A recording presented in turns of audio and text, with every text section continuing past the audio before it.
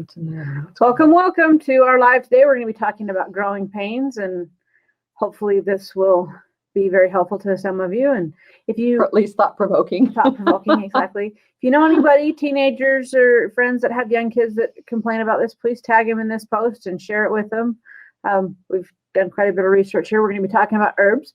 We're talking about homeopathics. We're also going to talk about essential oils and different how they relate to growing pains. So share.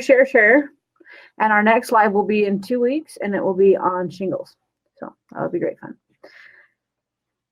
Good morning, Kyoko. Is that the Kyoko I know? I will have to put, yes, I think Kyoko so. Ball. Yeah. Good morning, and good morning, Elaine. How many Kyokos do you know?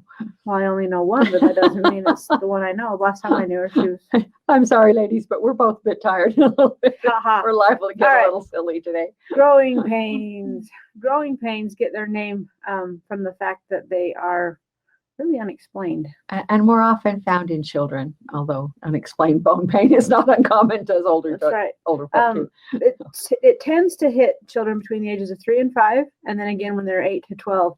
And these are both times in a child's life when they're growing quite a bit. Especially those long leg bones. They're gaining height. Thanks, Kyoko, for clarifying that. Yeah, I appreciate it. That is the Kyoko I know. She's had a different last name than. Anyway, then you knew. I need more sleep. This is inevitable. Yes, this is a known fact. We're going to run off at the mouth here, I'm afraid. Okay, so the label growing pains, it is just that to me. It's a label. It can be many things. There's many causes. It doesn't describe what's happening or why in any way, shape, or form. So we're going to try to, share some experiences that we had when I was younger, and then some medical stuff as well, to try to explain to you why children do growing pains. So a lot of times growing pains are described by the children as muscle cramps or muscle type pain. Other times it's just pain along the long bones, almost a shin pain, like a shin splint sort of thing. Kind of like a Charlie horse type thing. And a lot of times, there's been a lot of speculation that it has to do with the excess activities that children do, running, jumping, being particularly active. We haven't found that so much to be true. No. But that is one of the things that out there in the medical field of thought is that they will tell you that your child's just too active. I can see that, so. Maybe being true, activity aggravating the situation, but only if the child is mineral deficient or isn't getting sufficient sunlight to absorb the minerals that he needs. So good morning to Justine, who says good morning. Morning. And Elaine just started a watch party with her video, so that's really nice to you. Thank you. How fun. So a lot of times, the medical speak word for this is periosteum pain. It's my medical speak for it. Your medical speak for it. So the periosteum is a thin layer of connective tissue that allows for the attachment of the muscle to the bones. And especially the long bones are prone to trouble there. So it provides a pathway for blood and lymphatic tissues. It plays an important part in all kinds of bone health and development. So during a heavy growth spurt, that periosteum's got to be adding to its fibrous tissue too. It's going to be playing there too. To me, in my experience and what I've seen, I think that shin bone type pain is more likely the periosteum than it is muscle pain. Now, cramps the back of your muscles on your legs, that's a whole different thing. But I think they may both boil down more to mineral deficiencies during a growth spurt than to just a growth spurt by itself. So I'm going to tell you a little bit of experience, because she's raised 7 children. None of my kids have really done too much growing pains. I have a lot of experience here, except I remember the stories that she's going to tell you here. So one winter, when my 4 oldest boys were between 6 and 12 years old, we did a nasty round of them just crying during the night and in serious pain in the shin bones of their legs. It got painful enough that I actually consulted a doctor to see if I could figure out what was going on. And the doctor assured me that they were experiencing nothing more than serious growing pains. It made me want to drop him off at his house for a few nights and let him experience growing pains. He suggested that I encourage them to run less, do less activities, less jumping, less running, less climbing. Obviously never been the father of boys. I mean, can you see that? I mean, if you know my boys well, that's not going to work. And so I kept asking myself questions. If it's activity that's the problem, why do they not have more trouble And this was dead of the This was winter. This was February. February. And I just didn't feel like I came away with any answers that were helpful. Yeah, they're more active in the summer when there was mountains to climb and lakes to swim. So why February? His explanation didn't make sense. So I concluded that maybe something different about the way we ate in the winter must have something to do with that. I remember her thinking, okay, it's the Halloween candy, followed by Christmas, followed by Valentine's Day, followed by Easter. And the next year we had a lot less sugar. Yes, there was a lot less sugar in our house for Halloween and different things. So, well, the second winter, here the following February, the pains reappeared, even though they'd been gone. And I thought, okay, we've kicked this using, the sugar thing. Less sugar. And I was completely baffled because we had been really kind of rigidly anti-sugar through Halloween and Thanksgiving and Christmas. Yep. And yet here we were with these horrible growing pains again. So after pondering, and I'll admit, doing some praying, a phrase of scripture came to my mind. And the phrase haunted me for several days, every fruit in the season thereof. It's found in the Doctrine and Covenants. So not familiar with for those of you, yeah, there it is. But, and I thought, okay, but I was raised in a family that picks the peaches and cans them and eats them all winter long. We do a lot of things that are not in the season thereof.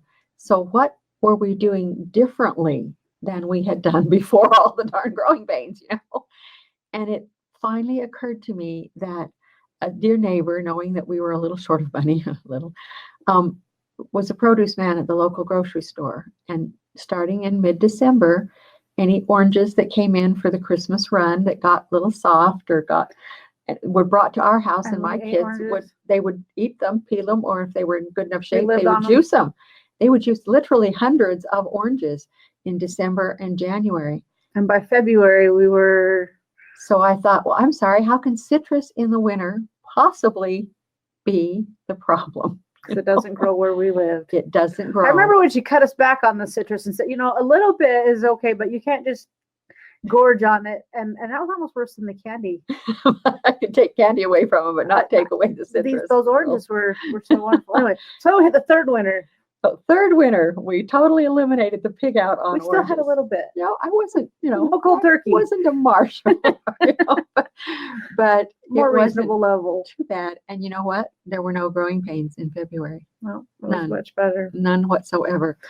So we kept up with this little experiment. The next winter, we spent nearly 2 weeks visiting my husband's parents, the grandparents. They had a home in Arizona that they spent the winters in. And they grew their own citrus. And so citrus was part of every meal. And there's no way. My kids are fairly obedient, but no. Did they pick oranges off the tree? Of course they did. Grapefruits and limes. Oh, it was wonderful. But only for the 2 weeks. No, actually, we brought citrus home with us when we come. Grandma insisted on boxes of oranges and grapefruits.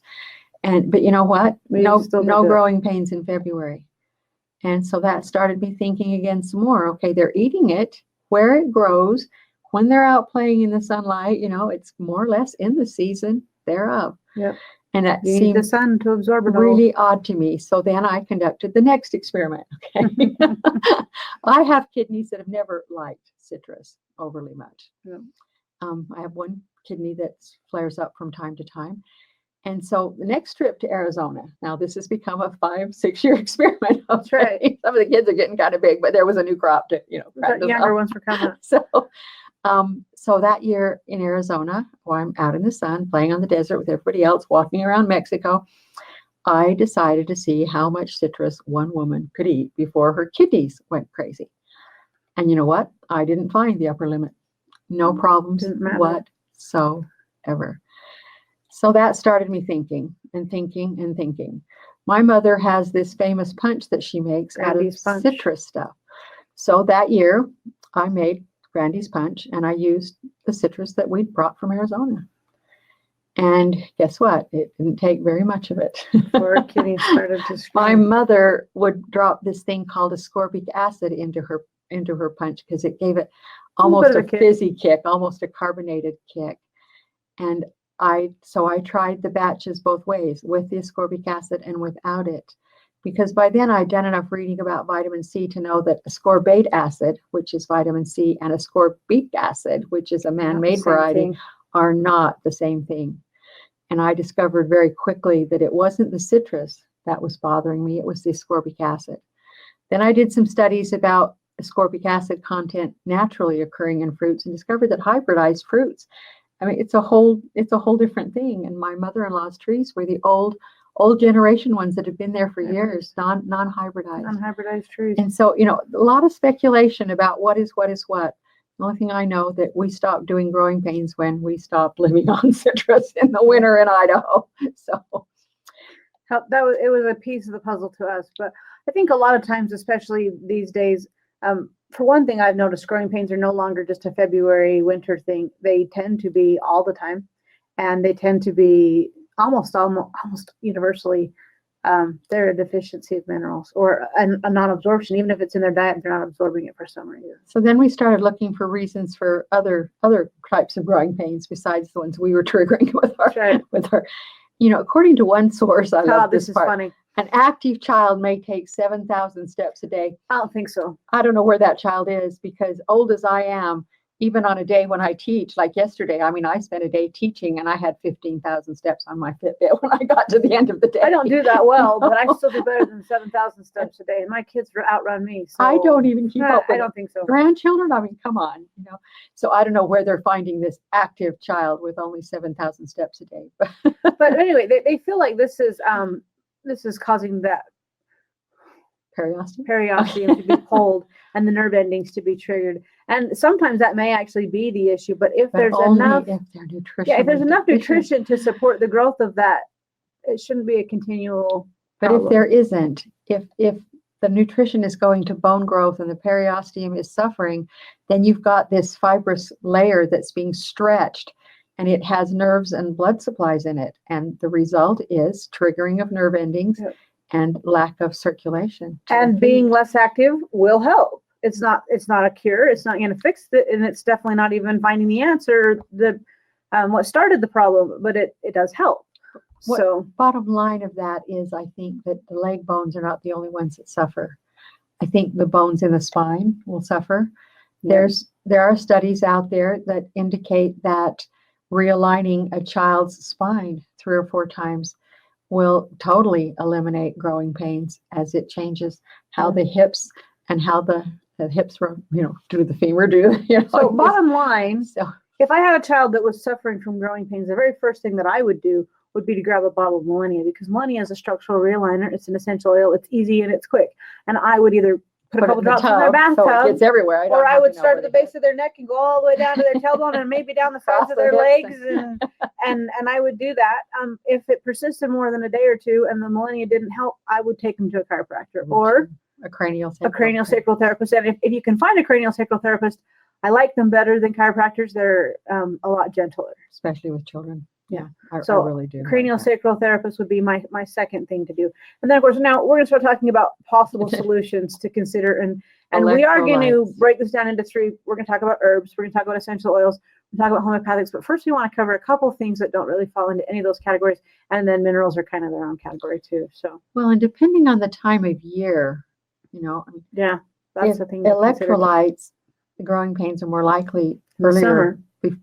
Towards fall, and before Christmas at least, because they're out there sweating and running and playing, and they've depleted themselves. But then, of course, when they start eating sugar that Halloween, that's going to diminish their electrolytes too. So electrolytes could be a problem any time of year, but they're more likely. If it wasn't structural, go for the electrolytes. Go for the minerals as your next way of solving this and electrolytes, if you can find a non-sugary version, please stay away. But we're not talking. Yeah, go out and drink a whole bunch of Gatorade with all the dyes. Their kidneys don't need the dyes, and they don't need that much sugar. And Gatorade, honestly, doesn't taste that great anyway. So unless it's frozen, I did discover this summer on Trek that grape Powerade when it's frozen is pretty good. Someone gave me a large bottle of blue Gatorade here about a year ago when I was having some issues, and I found it very effective.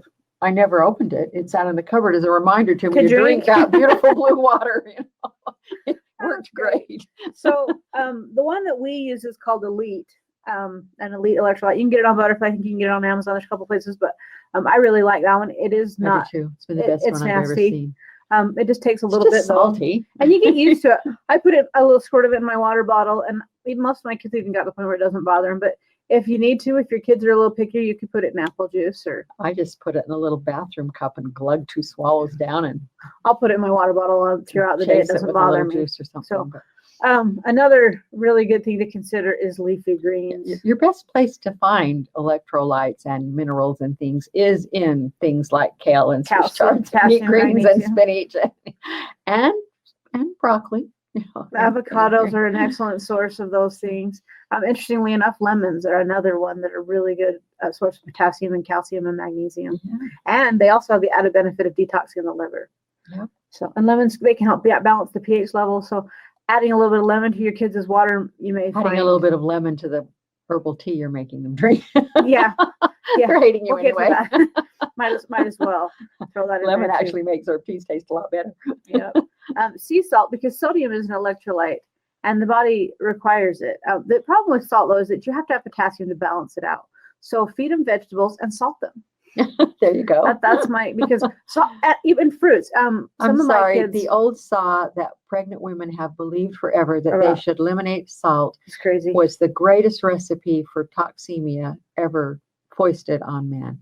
Now, a white Morton's not a good idea, but a good sea salt. The more I could get my pregnant women to salt, the less likely we were to have high blood pressure issues. Any forerunners to salted watermelon is one of my kids' favorite, because any fruit or vegetable contains potassium. So if you add salt to fruits and vegetables, to a fruit and a vegetable, you've got your balance. You've got. I don't do the salt and watermelon thing, but I'll salt my vegetables. But a good salt, the pink Himalayan salt is probably my favorite. Too. The real salt is a little more readily available. You can find it just about anywhere now, and including butterfly. But I like that one. That's probably what my family uses the most, because I bought it in a 1-gallon bucket and I cook with it, everything with it. So, but I do like the Himalayan. And if I was, put a salt shaker on the table. Okay, minerals. Are you ready for this? Our body has such a need for minerals, and more than just the ones that are in electrolytes. We're going to talk about a few of them today. We're going to start with iodine. Iodine, absolutely essential for the development and growth of the body, and because it plays a role in how your cells make energy and how they utilize oxygen. That's iodine is a key factor in anemia and having sufficient red blood cells to carry things around, and then, like she says, the thyroid. So, number one, and I note that here on our little thing, we didn't tell them any plants. Sources of iron or iodine? In the front of the green book, the herb book, Butterfly Miracles with Herbs, I put a chart in the last time around, and I listed all the minerals, and then I listed which plants, which herbs contain that mineral. We can throw that in here before we publish it. And that's probably, I can't remember, 2 or 3 page chart in there. Doesn't fish have a lot of iodine? Yeah, they do, but iodine, it's kelp, nettles, and alfalfa. When we get down to the herbal part of this. So there are a lot of herbs actually that contain iodine, a lot of these besides kelp, and some of them don't taste so bad either. So iron is essential to the ability of the blood to carry oxygen to your hungry muscles. If your muscles get oxygen deprived, they atrophy, and so iron is absolutely spasm, and they, the nerve to them gets all weird. Yeah. Iron is found in all your green leafies again, and my favorite source of iron is molasses. Yeah, good source. A good blackstrap molasses is an excellent source. After a woman is hemorrhaged, you'll be surprised how fast you can rebuild the blood. Matter of days if they will do. Zinc is one that stimulates the immune system, but you can know when your kids or yourself are zinc deficient because little scrapes and little cuts will take forever to heal. They're what the body carries to speed healing, and when you just don't have enough, you know it, because things don't heal fast. It just takes forever. So zinc is absolutely essential. Okay, there is a butterfly formula called Min, and it's made in both a glycerin and an alcohol. I prefer it in the glycerin for myself. And so it's simple. Just squirt it in water and drink it. And I put my kids, when I know that they're headed into a growth spurt, they just go on the Min. That's just what we do. You can squirt it directly into a child's mouth. In fact, they'll ask for it because it really, done in the glycerin, it doesn't taste bad at all. Yeah, and it contains all of those. Glycerin has some of its own little health benefits to periosteum. It does too. Hey, we like it. So Min is probably the most important of the herbals we're going to talk about, and it's so easy. It can also be made as a tea, and I think that teas, in a tea form, you actually absorb more. It just takes more time. So if you're not going to do it in a tea form, definitely do it in a glycerin form. You can learn to make your own. It's really not hard. Min is pretty awesome stuff. Okay, let's talk about herbals, growing pains and herbals. I don't know. My kids grew up with herbs. We did. So it wasn't really hard to convince them, but I don't know how you convince a child or even yourself to like herb teas. But starting the cold winter months, it's easier. Warm tea. There is Little so lemon, much little honey. nutrition, so much They're nutrition powerhouses of nutrition. in herbal things and in vegetables that we eat. So A couple of we're not going to cover all of them. It doesn't matter what herbs you're doing. All herbs contain nutrition, but we're going to talk about a few that are really good, worth mentioning here. And the first one is bee pollen. And we were actually writing this and proofing this a few weeks ago, and my daughter hurt her knee, and I started her on bee pollen just because it was fresh in the brain, and I had just already read about it, and I was amazed at how quickly it helped. caused healing. I haven't done bee Yep. pollen for a while. I should. In my younger days, I had such allergies, and I learned that if I started on bee pollen right after Christmas, January or February, I would have fewer airborne pollen-based allergies. It's interesting. Bee pollen contains nearly all of the nutrients that science has identified. Known as the So, most. and every time they identify a new one, they go, Whole look, bee food. pollen. Yep, it has it. So it probably has a whole bunch we don't even know about. It's a powerhouse. It's an amazing food. So And that I've started to do just a little bit. I don't know if they're allergies or not, but I should do bee pollen. I know that Butterfly used to sell bee pollen caps, and they don't anymore. They still do it in the tincture form. I think tinctures are easier to absorb, but if your kids prefer capsules and vitamins, bee pollen is readily available on the I've market. taken bee pollen for years. I think I'll start. Okay. Okay, another one is brewer's yeast, and this is an excellent source of B vitamins. I am so grateful to my grandmother. I lived next door to her, and you'd take a plate of dinner over to her or anything that you did, and she would stir brewer's yeast Into warm milk. into milk for you and make you drink it. I think my little sisters used to dump it on the peony bushes out front, but You didn't. I didn't. And I think that made a difference. I carried children better than, I've had better health than either of them. And I think that might have had a whole lot to do with it. Brewer's yeast's key factors is the B vitamins. And B vitamins are particularly difficult to To absorb. supplement. Yeah, you can't supplement them. A lot of people, they will Find make them sick. Yeah, And finding you a have balance. to put them with folic acid. You have to take them a certain time of day. And it's just easier to brewer's put brewer's yeast has yeast in it all. warm milk and read them a story. They go to bed and they just think they've been loved right to death. And I have a little sprinkle container of brewer's yeast in my cupboard. And I will sprinkle it on a bowl of soup. I'll sprinkle it on. You don't even taste it. But I get that thing out 2 or 3 times a day and sprinkle my B vitamins on whatever I'm chugging down me. There you go. And yeah, it makes a big difference. So for kidneys, if someone is allergic to bees, can they take bee pollen? Bee pollen is a plant. It's not actually bee pollen. It actually is. Am I wrong? It is harvested from bees. You are wrong. Yeah. It is Hate to tell harvested you from this. bees. I didn't know But that. anyway, I live and learn. I was desperately allergic to bees, and it was called, to the emergency room if I got stung with one. I was pretty allergic to them as a kid. during the time that I took bee pollen. But as all advice, if you think Just there's 'cause a it didn't- problem, start slowly. It never occurred to me because I was Or muscle test. highly allergic to bees as a kid. Not emergency room so, but very much. I would swell out of this world. And I took bee pollen as a kid, so I guess it just never. It never occurred to me, because it's not bee venom. That's not anything. It's literally the pollen Try a that little they bit. gather before it turns If a little bit doesn't bother you, you're probably fine. But 2 of us did not react to that. But yeah. I've never known anyone to, and that never crossed my mind. No, good question, Kim. Excellent question. Good yes. question. And I learned something because of it. So, all right. So a couple of things. When you have deficiencies going on in the body, growing pains are a major part of it, but also the kidneys can take a hit. And so a couple of really good kidney herbs is corn silk and horsetail. Probably my favorite kidney herb would be marshmallow, but I just because it's so readily available where we live, a little bit for a little while. That one's pretty strong. Yes, So. it is. It's strong enough to deal with gout. I mean, it's an amazing herb for Yeah, kidneys. I had a lady text me the other day, and she had a really bad UTI and nothing to deal with it. She goes, "By the time you get it here, I'll be dead. What can I do?" It's like, well, that puts us to herbs you can get now. Go out in your yard and pull up that darn cheesy I weed. sent her a picture. I'm like, I'm sure you've seen this growing in your yard. Make sure it hasn't been sprayed. Wash it really good and drink some tea. So yeah, that's what I love about herbs is this.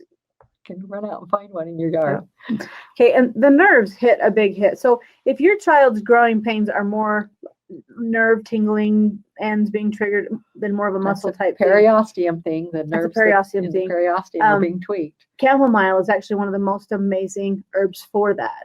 And chamomile is pretty readily available. You can get it as a tea, but there's a formula, catnip chamomile, it's a glycerin. Children love it. My little kids would ask for it. I used to give it to them for tummy aches and colic, but when they were babies, and by the time that they were old enough to carry around it, they'd bring me a bottle. They couldn't read, but I knew what they wanted. They wanted that catnip chamomile. They knew that it calmed their nerves. It made them feel better. Skullcap is another one, and it's part of a formula that we really like, especially for older children, called BBL. And it's just really great at quieting those nerves while you think, okay, how are we going to increase the nutrition in our house? So, okay. Bone broth. Okay. I did that yesterday afternoon too. I think I was tired. Dry way to the bone. A lot of it is made of the collagen proteins. And when you do bone broth, which I don't do, by the way, because I tend to take my roasts and the leftovers. I mean, I make gravy, stew and soups and gravy. But if you do nothing more than buy bones and make bone broth and drink it, it actually tastes pretty good. But the amount of collagen that is abundant in that is and we all know about thing. Collagen is what builds your cartilage. And collagen is what makes your skin elastic. And your tendons. and makes your eyes work. Good source of collagen is a good idea. Or bone broth is how we used to get it. I mean, a long time ago, kids would eat soup that was made with bone broth. So my kids grew up that way, which I think helped a lot. So. Yeah, but we don't do that so much anymore. All right, now for the really exciting part. But if you add some vegetable scraps to your bone broth, even if you're just making bone broth, you will have added the mineral content to the collagen content, and you'll have a homemade soup. In other words, a little bit of bone broth, and then add some carrots and some little hamburger, a little onion. Yeah, make soup. Okay, essential oils. Let's talk about essential oils and how they relate to growing pains. So you can come at growing pains from two different ways with essential oils. First, there's the uptake of nutrients, and there are essential oils that help change the way we uptake nutrients. If they have a lot of distilled from the root of a plant, it's probably going to aid you with uptake of nutrients. There are some specific blends that I put together with that in mind. Eternity is by far and away my favorite. Far and away the strongest. Everlasting and Intention also aid the body in absorbing nutrients. Cadence aids the body in absorbing nutrients for the heart and nervous system. Specifically for the nerves. So if it's that pain along the shin bone, consider Cadence, even though we think of it as a heart oil. We do. It's a nerve. The nervous and electrical system of the heart. So the nerves in the legs would respond to it too. Yep. There are some single oils that are really said to be helpful with nutrient absorption, and those would be hyssop, nutmeg, tarragon. Now stop right there for a minute. Okay. What have we got here? We have spices. Yes, we could have listed a bunch more spices. So cook with your spices. Keep your spice cupboard full of good spices. Store them well. When you take the lid off. Yeah, if you can smell them when you sprinkle them on your soup, learn to cook with spices. When you the best part of a rice pudding is the cinnamon and nutmeg in it. When you take the lid off of a spice, if it doesn't bite you, throw it away and buy a new one. Because you're wasting your time and you're missing an amazing opportunity. Powerhouses of minerals. Yep. Okay, peppermint, which is not a spice, it's a leaf, but peppermint is an oxygenator. Yes, okay, and then worm down, which actually aids the way the body absorbs calcium. It's also a great muscle one. Yeah, it's a muscle and pain reliever too. It's anti-inflammatory. So. So that makes it really good for those muscle type ones that are probably brought on by calcium and magnesium deficiency. You're headed for Charlie horses, which are not fun. Worm down is probably one of my very favorites to use for that type of thing. Yes. So, all right. The other way to come at essential oils with growing pains is for actual pain relief. They're in pain and you both want to get some sleep, and essential oils are great because you can't turn the nutrition around in the middle of the night when they're complaining of the pain. You want to hit the pain, hit the nutrition tomorrow. Reduce pain and increase circulation to the area, which will feed the nerve and which will calm everything down. Fortitude is an absolutely amazing blend. It has a lot of things in it for pain relief. It also hits some emotional things of my whole life sucks and I'm going to be sick forever. So depending on the child, I'll grab Fortitude. Intensity is a lot stronger and I like it a lot more, but if I feel like This child is just very emotional. Fortitude. I'll grab Fortitude.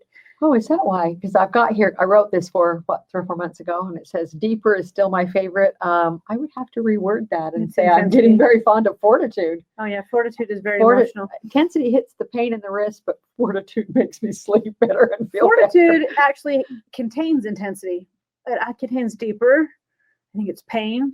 It might be warm down. I can't remember. Really? Fortitude is a combination of blends. Fortitude is a combination of blends. No wonder And I the love last it. one in Okay. it is Tranquility, which is the #1 for anxiety. No and wonder panic I attacks. like Fortitude. See, I'm not as involved in the blending as I As used she to be. used to This be. girl's getting good. This one's not mine. I just happen to really like it. When they told me they made a blend of Wonder blends, I I thought, oh, you like can't do that. that. That's so hard. We've only done that once before in all of our years Done of that oils. one successfully. So I played intensely with this one, and they nailed it. Oh, they nailed that one, didn't they?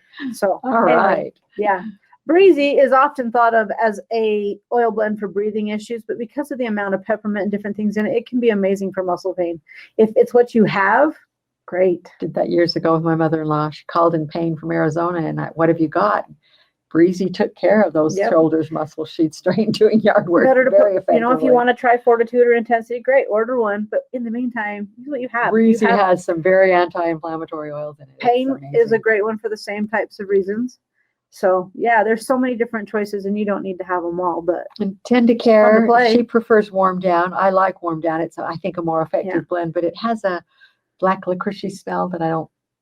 And so Tend to Care is my go-to for I that. like Warm Down instead if of there's Warm Down. any type of inflammation. I do too. And Tend to Care is way better for tendons. Yep. And yeah, I like It has a both, few so. nerve properties too that make it pretty interesting. So, Mhm. all right, that was our whole speech on essential oils. We're going to talk homeopathics now. I'm going to get here and yawn. It's embarrassing. Okay. Well, it is 10 o'clock in the morning. It's nap time. First nap. Oh, but Second breakfast. not even nap time at 10 o'clock at night. What are you talking about? Oh. All right. Most of the homeopathics we're going to be talking about are tissue salts. They change the way the body absorbs nutrients. So the first one is Calcarea phosphorica, and it is for the parathyroid glands. So parathyroid glands play a huge role in absorption, in the way you Metabolism. metabolize things, and in the distribution of calcium in the body.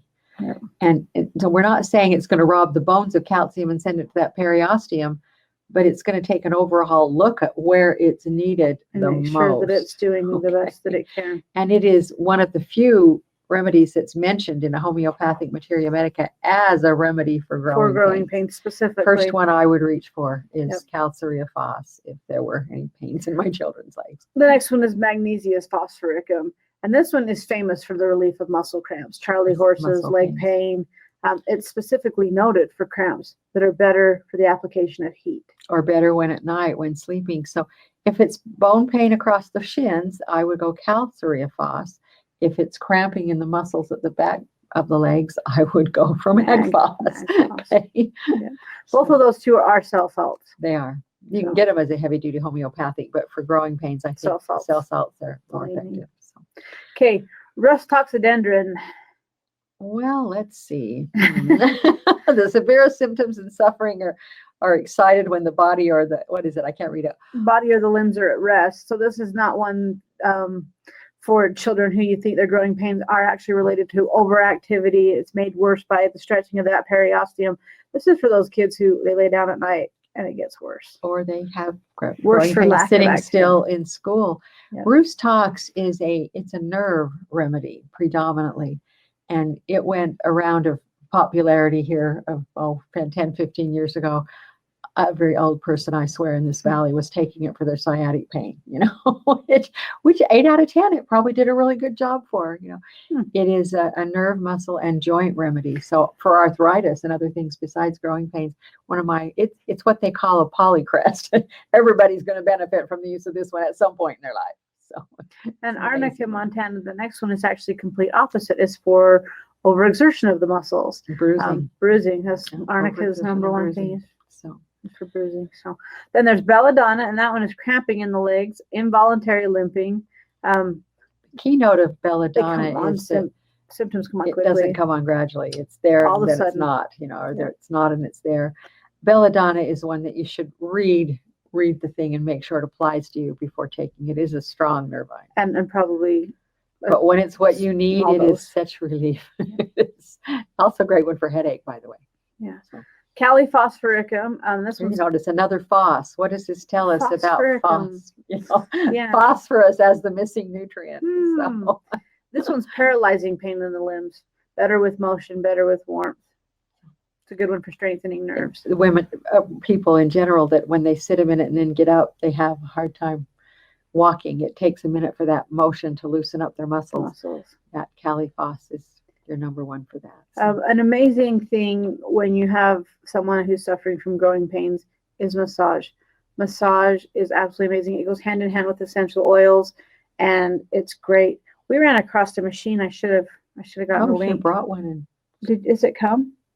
Oh, the one. No, the second We one. went to. I went to a massage person. Thing I've been doing some tight neck muscles and shoulders, and I went to a massage person that lives fairly close to us, and he, instead of using his hands, he just pulled out this. It was really quiet gun. It looked like it had a little tennis ball in the end, and he did all the lymph. I noticed he did all the lymph drains. So okay, there's a connection there, but my lymph is not great. We know this about Valerie's lymph. So he did all the lymph drains, and it made such an amazing difference. But I thought, well, I could do that, and it wouldn't hurt my wrist, it wouldn't hurt my shoulders. I could totally do that. She bought one, and we're gonna play around with it. But massage, for some people, you think massage, you think, oh, I just don't have $50 to go pay a massage therapist, and they've got 4 kids, and so that's $200, and we just don't.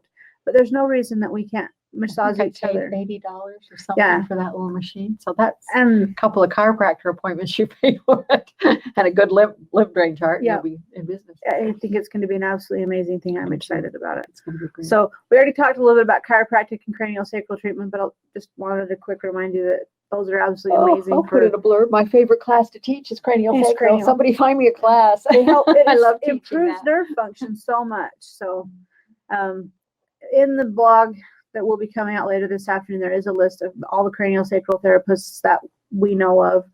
It's done by state and then done by city. So, for those of you that are kept up late at night with these growing pains, try heat. Come here and we'll teach you a little basic craniosacral. Right. If you want to learn craniosacral, it's an absolutely amazing modality. And for moms, it's amazing what you can do yourself.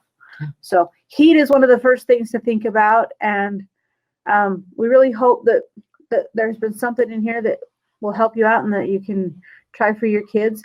Please come back and comment on here what's working, what isn't. Every remedy mentioned is good for far more things than growing pains, because growing pains are nutritional deficiencies, muscle cramping, and a lot of other things have that same base of. Yeah, make a note of it. What else goes away when you clear up the mineral deficiency? Yes, amazing. Anyway, it's been great. We appreciate you joining us, and please feel free to comment and tag your friends. And thanks, Kim. She loves cranial too. So it's been good talking to you. We'll see you again in 2 weeks talking about shingles.